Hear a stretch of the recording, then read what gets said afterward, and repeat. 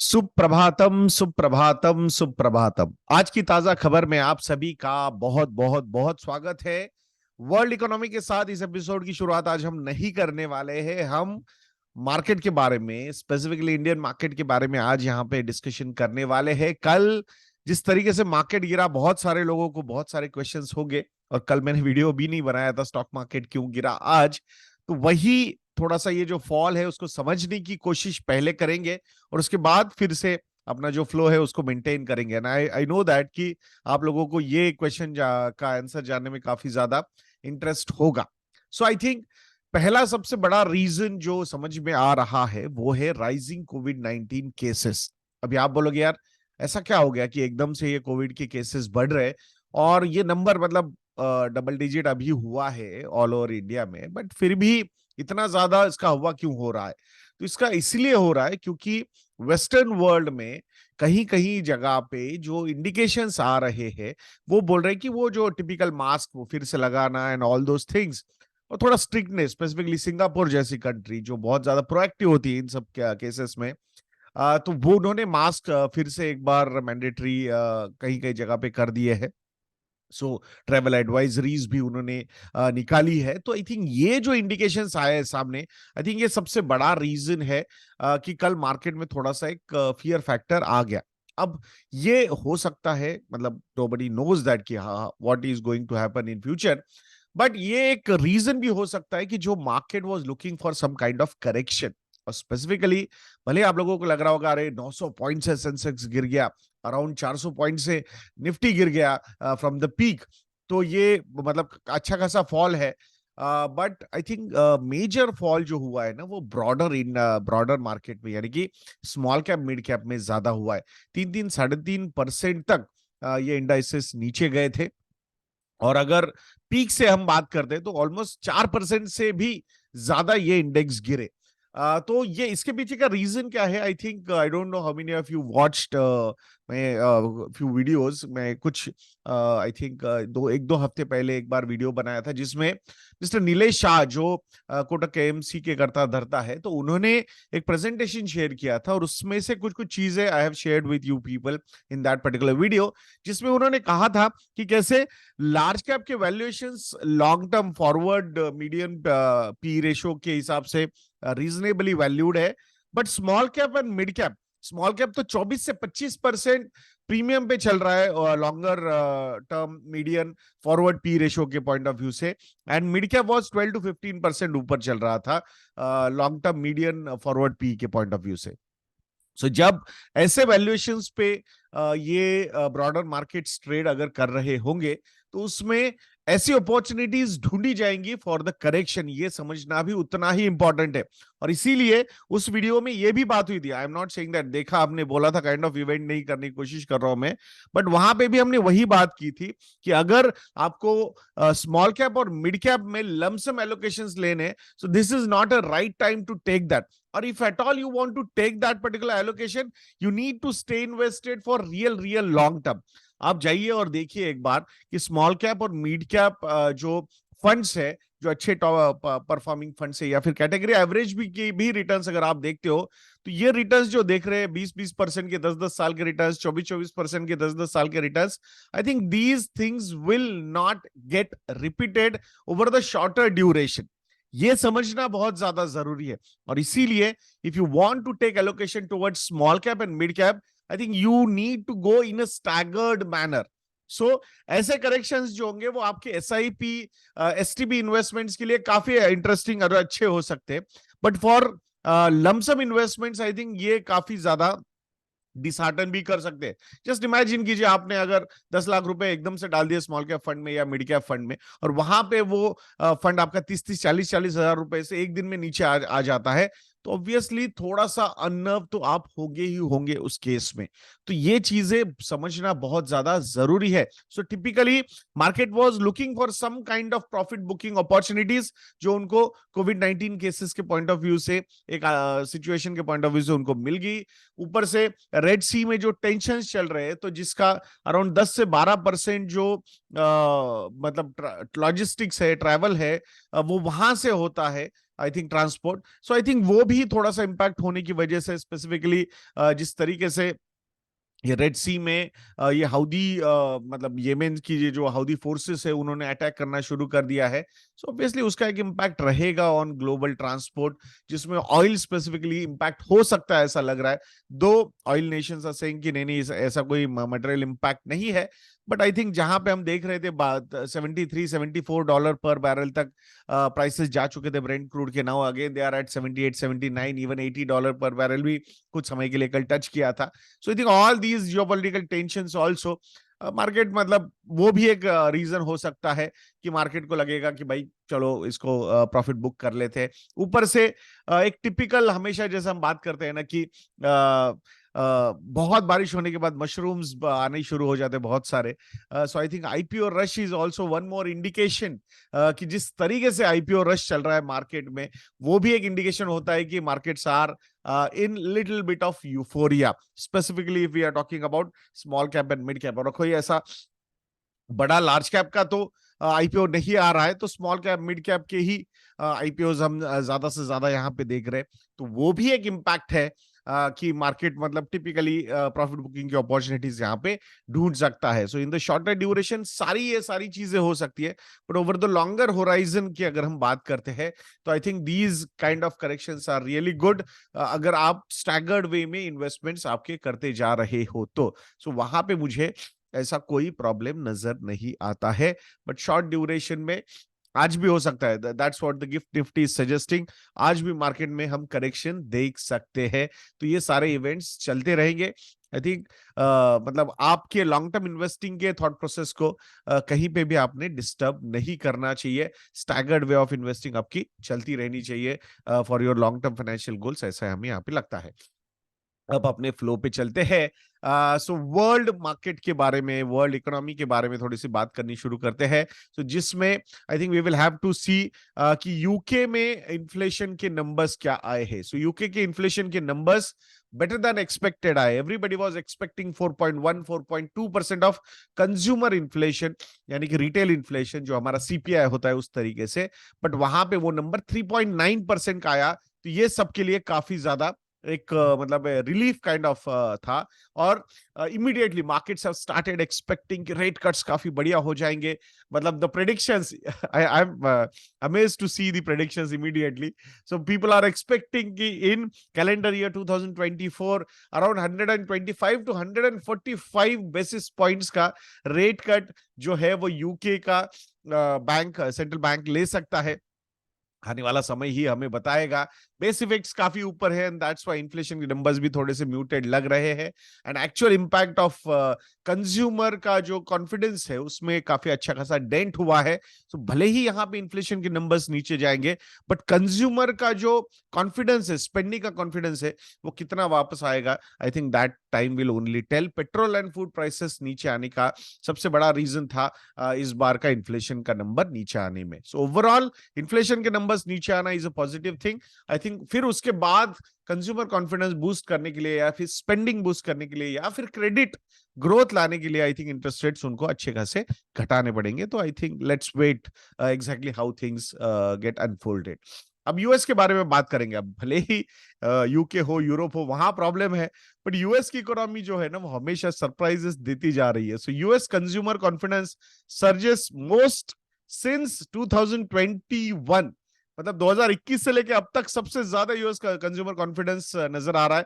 What is consumer confidence? की spending का जो कॉन्फिडेंस है overall, buying a new car की बात करो, या फिर बाइंग न्यू व्हाइट गुड्स की बारे में बात करो, या फिर वैकेशंस पे पैसा खर्च करने की पॉइंट ऑफ व्यू से बात करो, तो ये जो सर्वे हुआ तो उसमें कंज्यूमर का कॉन्फिडेंस जो है वो काफी अच्छा नजर आ रहा है लास्ट मंथ। अब इसका मतलब क्या है कि looks like 2024 is going to be a good year for US economy.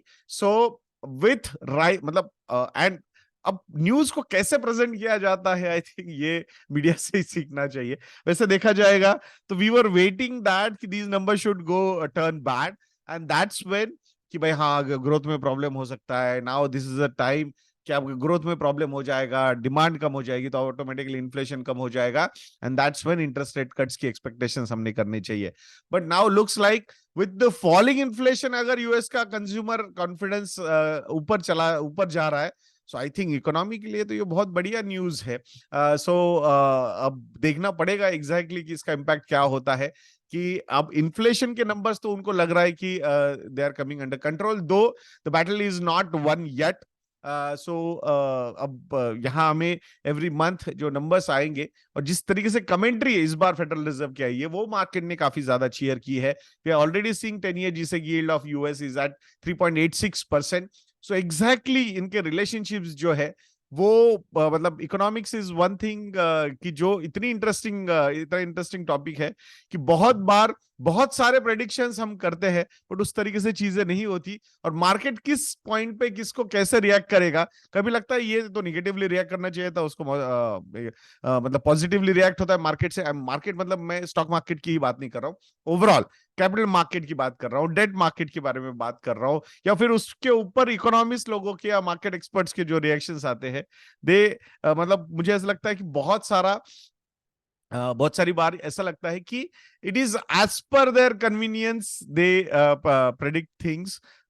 सो अब देखते हैं. I think confidence, US consumer confidence बढ़ना, इन्फ्लेशन कंट्रोल में आना, रेट कट्स होना, जीडीपी अच्छी ग्रो होना, I think these are all positive signs for equity investors over the longer horizon. ये पक्का यहाँ पे लगता है हमें.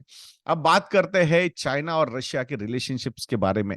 सो Chinese president mister Xi Jinping, उन्होंने कहा है कि जो ट्रेड हो रहा है रशिया के साथ, he is actually lauding that trade. मतलब मोर देन $200 बिलियन का बायलैटरल ट्रेड हुआ है ये साल में, and it is continuously increasing.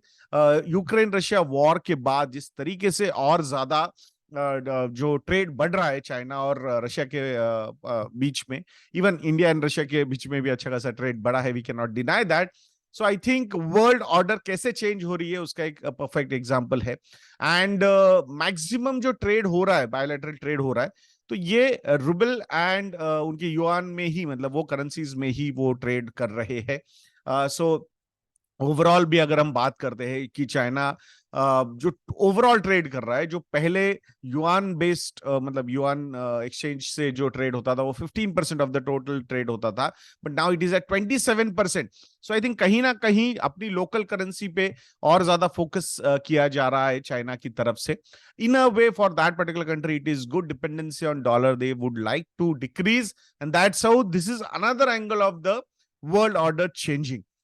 So let's see, I think we are becoming too divided. A globalized world की मतलब in a way वो होना भी चाहिए, मतलब एक करेंसी को बहुत ज्यादा importance आना, that is also not good. So I think ये diversification भी over the longer horizon can turn out to be a positive thing for global trade, ये भी लगता है. So let's see, let's wait. I think it's a very very long journey. ये बहुत छोटा span है, 1-2 साल in the history. So we will have to wait कि how these things turn out over the longer horizon. अब चलो Indian economy के point of view से भी थोड़ी सी बातें करते हैं.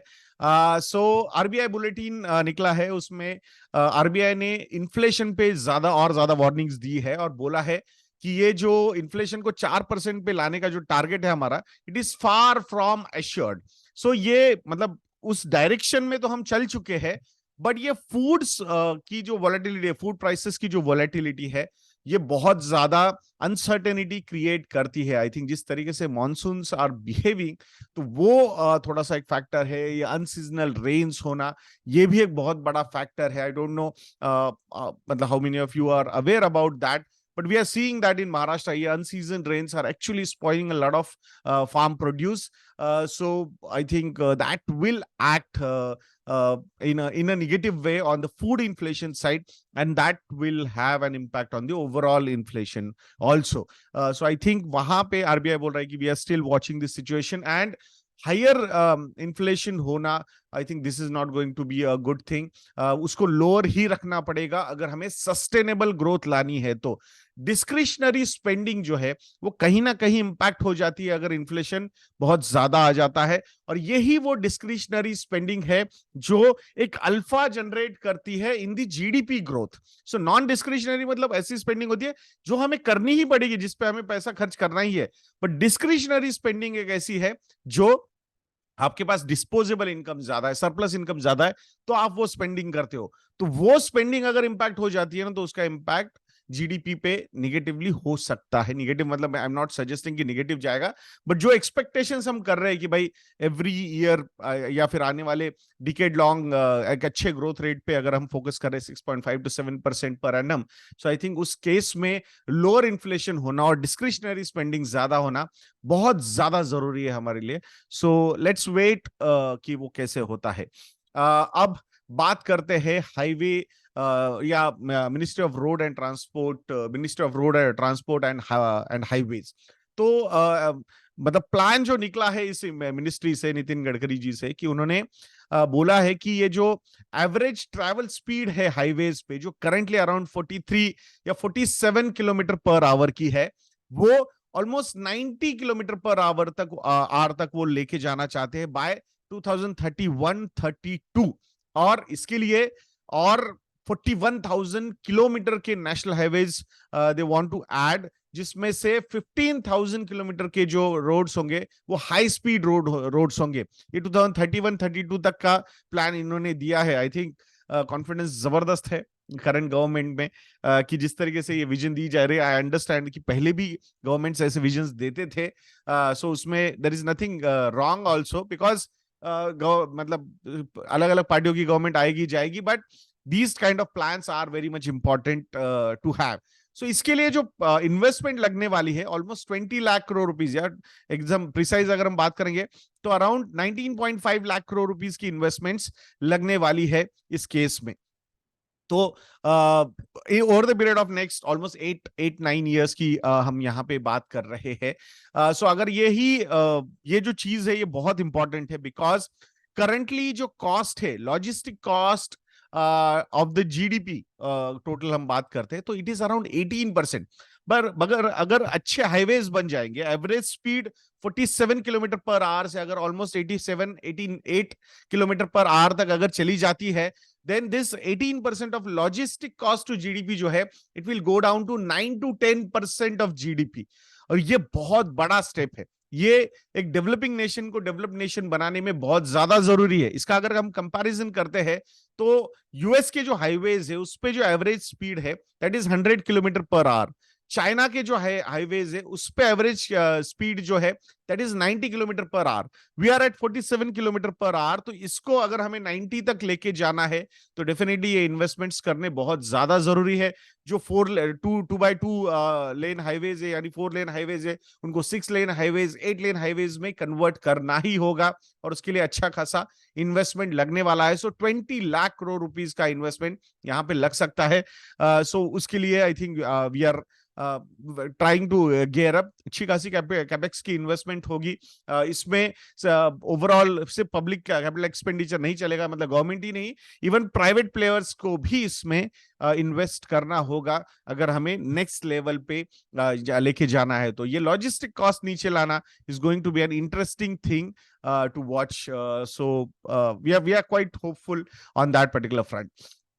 अब यूपीआई के बारे में बात करेंगे। यूपीआई बेस्ड ट्रांजैक्शंस जो है in the month of December they have touched 17.4 lakh crore. कितना? 17.4 लाख करोड़ रुपीस के यूपीआई ट्रांजैक्शंस दिसंबर महीने में हुए हैं। आई थिंक फेनोमिनल ग्रोथ है ईयर ऑन ईयर। अगर हम ये जंप देखते हैं मर्चेंट ट्रांजैक्शंस की specifically, that is 74%। Over 6.5 billion transactions, 1 billion is 100 crore, यानी कि 650 करोड़ ट्रांजैक्शंस यूपीआई में यहाँ पे हुए हैं। This is phenomenal. E commerce orders के वॉल्यूम्स भी अगर हम बात करते हैं तो 37% ईयर ऑन ईयर यहाँ पे ग्रो हुए हैं। I think thanks to the festival sales also, and more than 50% of the total sales in the year occurred through online platforms. So I think हर जगह पे आई थिंक यूपीआई का usage जो है वो बहुत बढ़िया तरीके से चल रहा है। एक बहुत ही बढ़िया चीज गवर्नमेंट ने की है, जो है ट्रांजैक्शन लिमिट एक्सटेंड की है for education and health care facilities from 1 lakh to 5 lakh rupees. I think ये भी एक बहुत बड़ा डिसीजन था गवर्नमेंट की तरफ से। सो ये या आरबीआई की तरफ से। आई थिंक इट इज मतलब streamlining a lot of bigger transactions urgency के पॉइंट ऑफ व्यू से अगर हम यहाँ पे बात करते हैं। So I think these are all positive things. अब मार्केट के बारे में या स्टॉक स्पेसिफिक न्यूज के बारे में बात करेंगे। I think overall stock market के बारे में तो शुरुआत ही इस वीडियो के हमने उसके साथ की थी। अब स्टॉक स्पेसिफिक में थोड़ा सा बात करते हैं। सो टीवीएस मोटर्स के बारे में बात करते हैं। TVS Motor eyes larger chunk of market in premium motor bike category. I think everybody has started focusing on that. We have already seen कि कैसे हीरो मोटोकॉर्प ने हार्ले डेविडसन के साथ टाइप किया है, उनकी गाड़ियां हमने रोड पे देखना शुरू कर दिया है। ट्रायम्फ के साथ बजाज का जो टाइप है, या फिर रॉयल एनफील्ड तो है ही, मतलब जिस तरीके से प्रीमियम बाइक्स में दे आर फोकसिंग। सो अब TVS motor also is trying to gear up with that. I think ये जो प्रीमियम कैटेगरी है, इसमें जो ग्रोथ की एक्सपेक्टेशन है डेफिनेटली काफी ज्यादा है। व्हेन द ओवरऑल इंडस्ट्री की अगर एक्सपेक्टेशन हम 10 से 15% की बात करते हैं, तो premium industry is going to grow at 16 to 17%। तो ये जो हायर ग्रोथ का पाया है, nobody wants to leave it, and वहीं पे they are also trying to come up with their own products. So already I think TVS Apache RTR 310 उनके portfolio में है। सो नॉर्मली 100 to 180 तक के सीसी तक के इनके फोकस होते थे, but now more than 300 CC पे they have also started to focus more and more. So I think interesting thing is there. और टीवीएस ओवरऑल भी, मतलब टू व्हीलर इंडस्ट्री के पॉइंट ऑफ व्यू से हम बात करते हैं, this is one stock I think which looks quite interesting, which should be on your radar, ये भी हमें लगता है। ऑटो कंपोनेंट इंडस्ट्री के बारे में बात करेंगे। So auto component industry looks to invest $7 billion over the next 5 years to expand capacity and upgrade technology.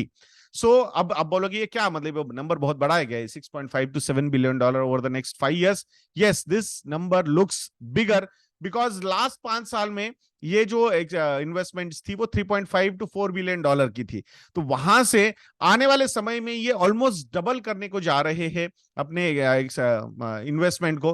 I think this shows that the potential is really good. The way manufacturing पे focus चल रहा है, आई think that is quite phenomenal. और उसमें auto industry की अगर हम बात करते हैं, so definitely I think export is one thing which we are looking, emerging markets को specifically, we don't export to developed markets, so emerging markets को तो हम export कर ही रहे हैं। बट वही जो बात हमने की थी ना थोड़ी देर पहले, जब हम इकोनॉमिक्स के बारे में बात कर रहे थे, कि कैसे डिस्पोजेबल इनकम, सरप्लस इनकम लोगों के पास और ज्यादा बढ़ना शुरू हो जाता है, देन डिस्क्रिशनरी स्पेंडिंग आ जाती है। तो उसी डिस्क्रिशनरी स्पेंडिंग में ऑटो सेक्टर को देखना उतना ही इंपॉर्टेंट लगता है। तो यहाँ पे ये वो सेक्टर है जहां पे अच्छा खासा इन्वेस्टमेंट्स ओईएम्स की तरफ से तो चल ही रहा है, बट उसी को सपोर्ट करने के लिए I think auto component industries also gearing up. EV segment के पॉइंट ऑफ व्यू से अगर हम बात करते हैं, तो वहां पे भी एक अच्छी खासी इन्वेस्टमेंट हम देख रहे हैं। तो ये जो शिफ्ट है from fossil fuel to electric vehicles, I think this will also attract a lot of investments, and I think the auto component industry is getting geared up or ready for such kind of investments.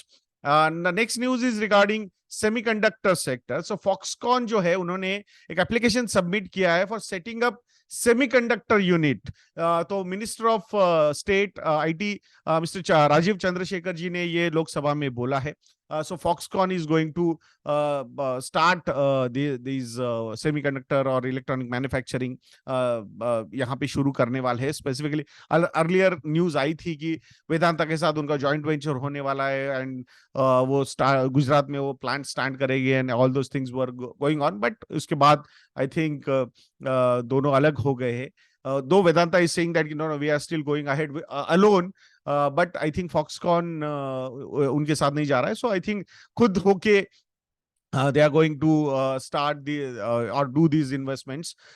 So interesting है, ये एक sector है जो बहुत ज्यादा emerging लग रहा है, and not many players are available in this industry. So direct investment के पॉइंट ऑफ व्यू से जिस तरीके से फॉरेन मार्केट्स में बड़ी बड़ी कंपनीज बन चुकी है, अभी तक यहाँ पे ऐसा कोई नहीं बना है, इंडियन कंपनी एटलीस्ट।